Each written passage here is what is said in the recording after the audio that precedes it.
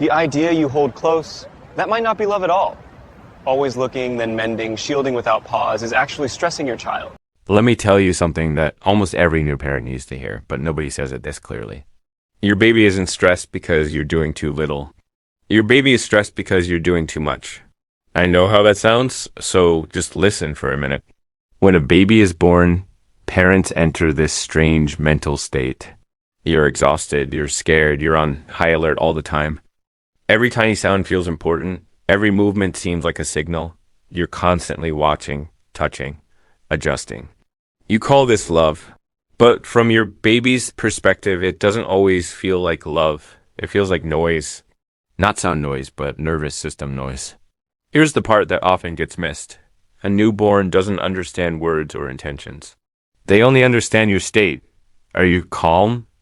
Are you anxious? Are you stable? Are you panicked? Babies absorb your emotional state just like lungs absorb air. They don't choose it, they don't analyze it, they just take it in. So when you're constantly checking, hovering, and quietly panicking, your baby's body gets one simple message. Something is wrong. Stay alert. That's stress. It shows up in ways you might not expect, like restless sleep, frequent crying for no clear reason, and difficulty settling down. A baby that seems high maintenance, naturally you respond by doing even more. More rocking, more shushing, more checking. But this just ramps up the stress loop. This is where your loving intentions can accidentally turn into pressure. Let's slow down. A newborn's nervous system is a work in progress. It's raw and open by design. Your job isn't to entertain it. It's to help stabilize it. And stability doesn't come from constant action. It comes from your calm presence. Here's a common mistake. Reacting to every single sound your baby makes. A small grunt, pick them up, a little squirm, readjust them. What you feel is concern, but what your baby's body feels is interruption. Babies have their own rhythms. They squirm and make noises as they settle. That's not distress. It's them processing the world. When we interrupt that process every single time, they don't learn how to settle themselves. They learn that someone else will always do it for them. Now, about crying, this is where so much guilt lives. Crying doesn't automatically mean something is terribly wrong. Sometimes it's just a release, a transition, or the nervous system adjusting. When you rush in every single time, the baby learns that any discomfort is an emergency. Instead of reacting instantly, try pausing. Observe. Check your own state before you act. Ask yourself, is my baby in danger, or am I just uncomfortable with this? That one question can change everything. Often, it's our own discomfort we're trying to soothe. Not the baby's. You intend to soothe, but what you might be doing is transferring your own anxiety. Babies don't need parents who are constantly busy. They need parents who are internally calm. A calm parent with fewer movements is far more regulating than an anxious parent who is doing everything. Right. This is why some babies seem calmer with their grandparents. It's not about superior technique. It's because grandparents are usually less nervous. They don't rush or hover, and the baby feels that relaxed energy. You cannot calm a baby while your own nervous system is on high alert. It doesn't matter how gentle your hands are or how soft your voice is. Babies read your tension before they feel your touch. So if you feel like you're doing everything and your baby is still restless, the issue probably isn't your effort. It's your energy. The solution isn't doing more, it's doing less.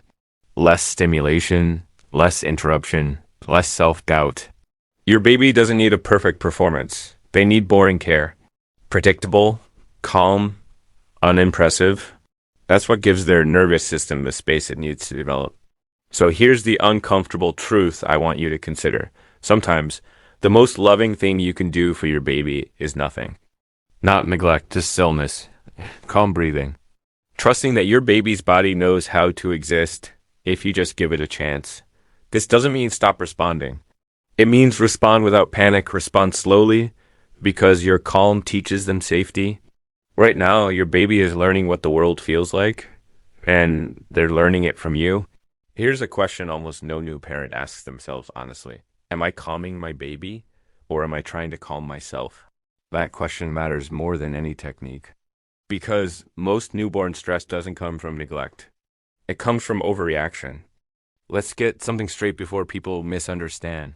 Babies need care. They need responsiveness. They need connection. But babies do not need constant interference. And this is where good intentions quietly create bad patterns. When a baby makes a sound, parents rush in. When a baby squirms, parents assume discomfort. When a baby pauses, parents panic. Not because the baby is in danger, but because the parent's own nervous system can't tolerate uncertainty. So the parent acts immediately, again and again. What the parent feels is relief. What the baby's body feels is overstimulation. Here's the part that's hard to accept. Newborns aren't calm because they're re-entertained. They're calm because their environment is predictable. Too many hands, too much movement, too many sounds, too many changes. All of that signals one thing to a developing nervous system. Stay alert. That isn't safety. That's low-grade stress. You see it in babies who can't settle unless something is happening. Babies who need constant rocking, bouncing, noise, or movement. Babies who wake easily and struggle to sleep deeply. Parents often think, my baby is just difficult. But most of the time, the baby is just overactivated. This is where the cycle forms. The baby is unsettled, so the parent intervenes quickly. That intervention adds stimulation, so the baby settles briefly. But the stimulation builds up, and the baby becomes unsettled again. So the parent does more bouncing, more shushing, and slowly the baby learns something unhelpful. Calm comes from outside me. That belief forms early, not as a thought, but as a body memory. They were never given the space to settle internally. Now, let's talk about crying because this is where guilt takes over logic. Crying feels urgent. It activates parents instantly. But not all crying is distress. Some crying is release. Some is a transition. Some is just a nervous system recalibrating. When parents jump in at the very first second, every single time, they interrupt that process. They don't let the baby finish their emotional cycle. So the baby never learns how the feeling resolves. They only learn that someone else must intervene. Again, this doesn't mean leaving a baby to cry endlessly. It means pausing before you react, just a few seconds. Observe their breathing. Observe the intensity.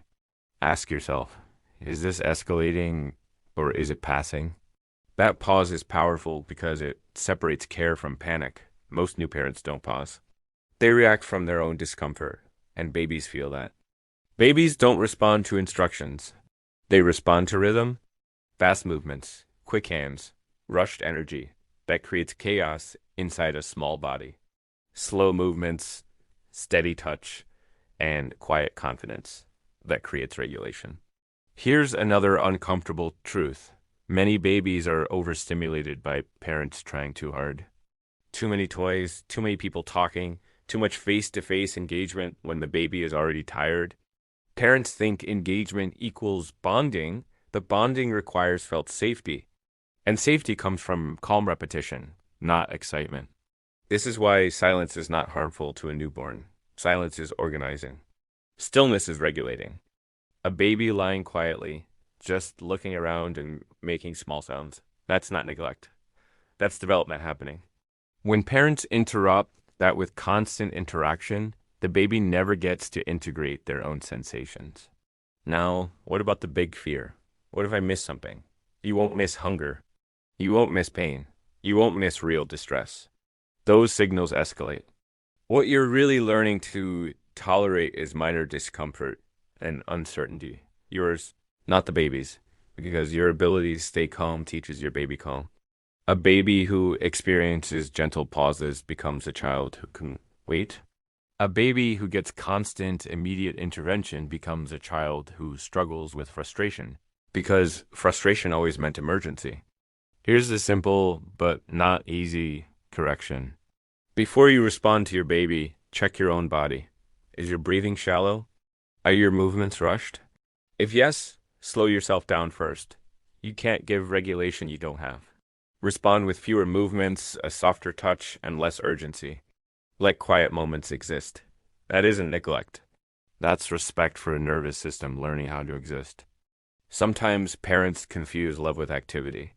But love doesn't need to prove itself every second. Love can be calm. Love can be still. Love can trust the process. Your baby doesn't need you to be perfect. They need you to be settled. Because a settled parent creates a settled child. And that began not with doing more, but with knowing when to do less. Thanks for watching. If this helped, consider subscribing for more insights.